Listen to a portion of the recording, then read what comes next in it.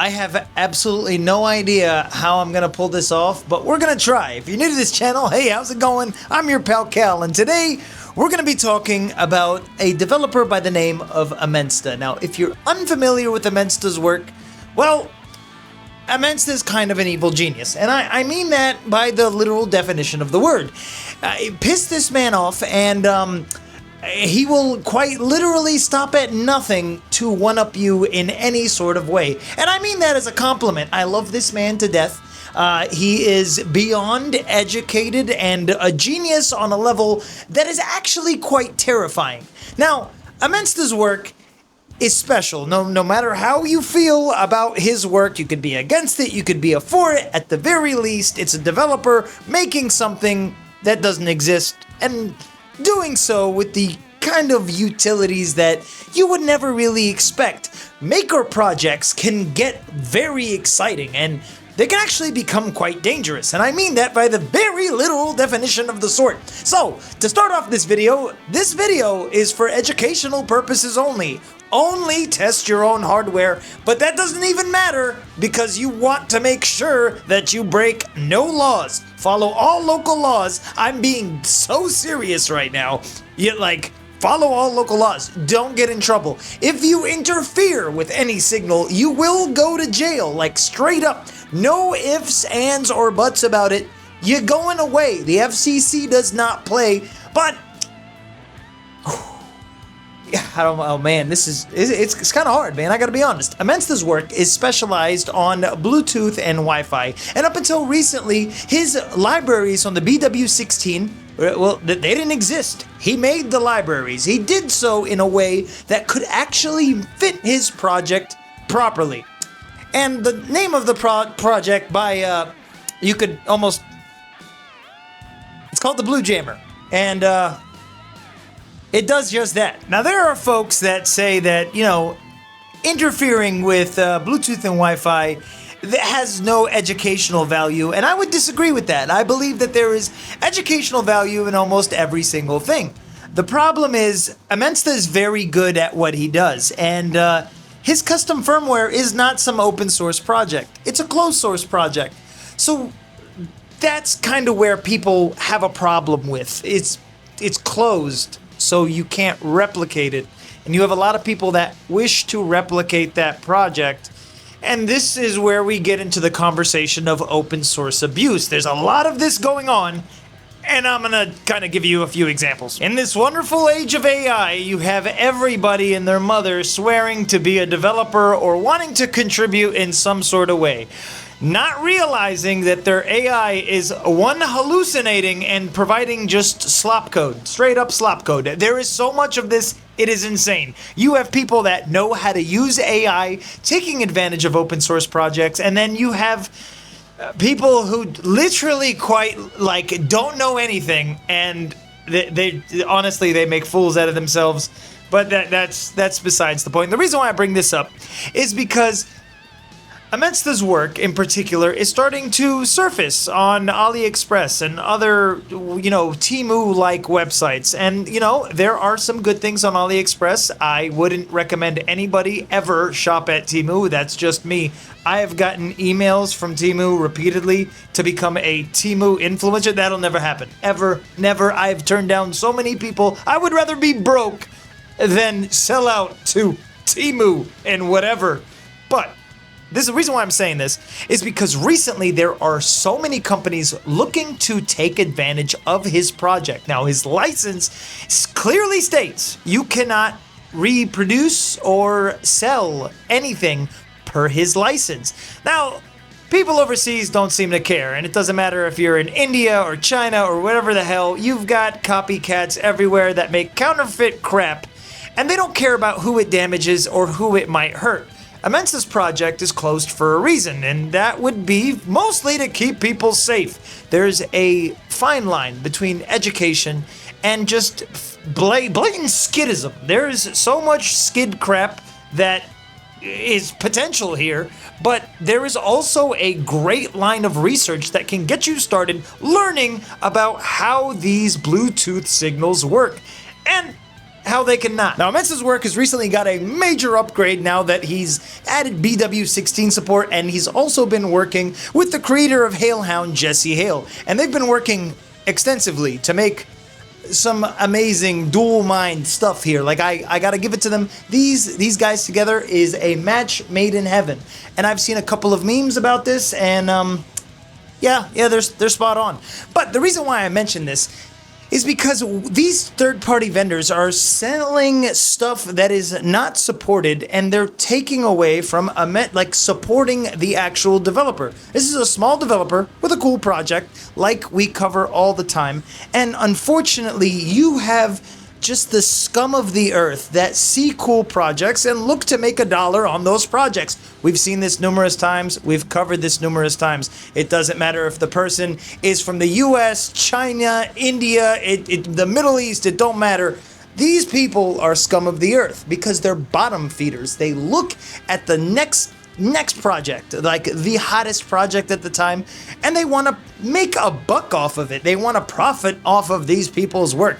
So I encourage you, if you see these Instagram and TikTok losers, bro, just like ignore them. Like, don't pay them any mind. And I've seen some weird TikToks. I have seen TikToks where somebody has a device and then it says something outrageous every single time. I'm not trying to sound racist here, but I can't find the video anywhere. One of the videos was almost all the videos was my loud reggaeton blasting neighbor, and it was always something Latino related, and there would be music and it would stop.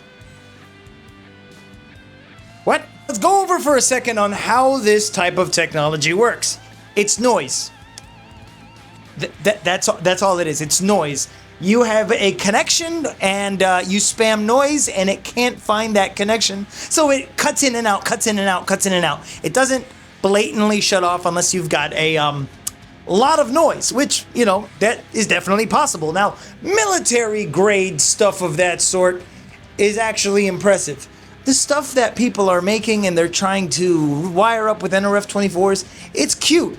Emensta's is actually kind of terrifying, which is why you have so many of these people trying to recreate his boards. Also, by the way, he does have a store on Elecro where you can grab a DIY board. And it's a DIY board. You have to build it yourself. That's just kind of the rule. If you wanted to participate in that type of research, you have to DIY your own board. And it's a simple PCB, and actually, he has a board with a dear friend of mine, like a brother, who just got engaged. Congratulations to him, Don Anontech from Don Anontech Labs. Now, Don just got engaged, and I'm really happy for him. And he was kind enough to send in a DIY board that is a collaboration board between him and Emensta, based on their flagship board that looks like this. It's called the Blue ESP, because it's blue. Get it? Now, Emensta's boards, unfortunately, kind of looks like the clones that exist, except not exactly. The DIY boards, they all kind of look the same. If you were to ask me, they all kind of look the same. But the issue is, that type of third-party knockoff hardware is, one, using crappy parts that it's a knockoff. It's a knockoff by the very meaning of the sense. And you'll see a lot of knockoffs by a lot of just wannabe garbage human beings that pretend to know anything about hardware.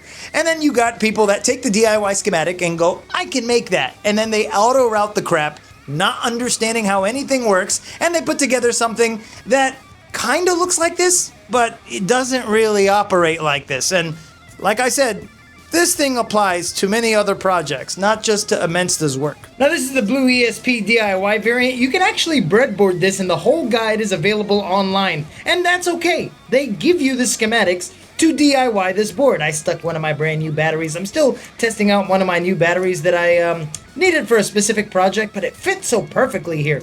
Now, to turn this little guy on, we have a switch right here to power it on, and to actually activate the sucker, we have another switch on the other side.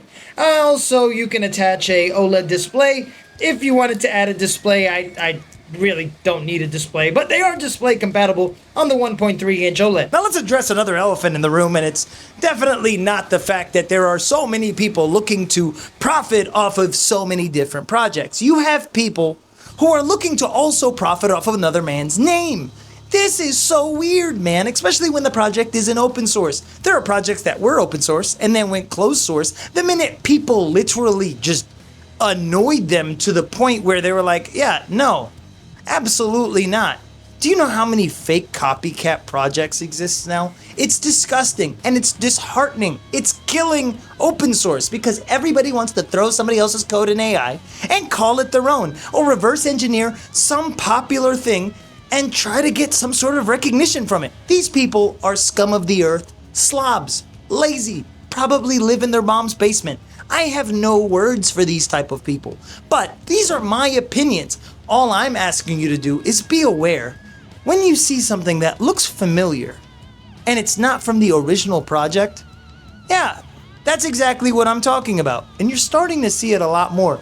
You notice that there's a lot of people trying to make apps now that are similar to other projects that make apps. Kind of weird, ain't it? At least I think so. Now, there's a lot of people who don't consider this type of devices and research ethical or actual red team engagement tools. Well, I've asked a lot of people and reputable sources, specifically red teamers. Most of them have devices that probably shouldn't exist. And yes, there is an ethical standpoint when it comes to public settings, but for actual engagements, you typically want something that you definitely shouldn't have. But you have to be very aware of your surroundings. And the reason why I say that is because there are laws put in place to protect other people. When people play around with stupid devices like the knockoff garbage that you start seeing where it's like, haha, shutting off my neighbor's speaker, that's not cool. That's not appealing. You just committed a crime and you're most definitely a skid, especially if you're recording it trying to sell a device. That's where it gets weird. These type of people don't care about their people next to them or anybody around them. I'm almost sure that they would sell their own mother. The reason why I say that is because you could actually kill somebody by messing with their insulin pump or messing with their heart monitors. You could do so much damage to an actual human being. And that's why projects like this are hidden away, is because they're actually harmful.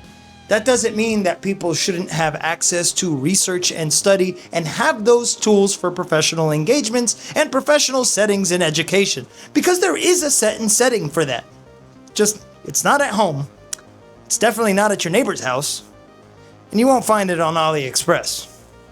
I love your faces. I want to thank you guys for all the love and support. If you want to support Emensta, like Emensta or Don Anon, both of them, they've got a bunch of... Emensta collaborates with people and they make some pretty cool stuff. You can do so at donanontechlabs.com. I'll link to everything down below in the description. And Emensta specifically has boards on elacrow.com.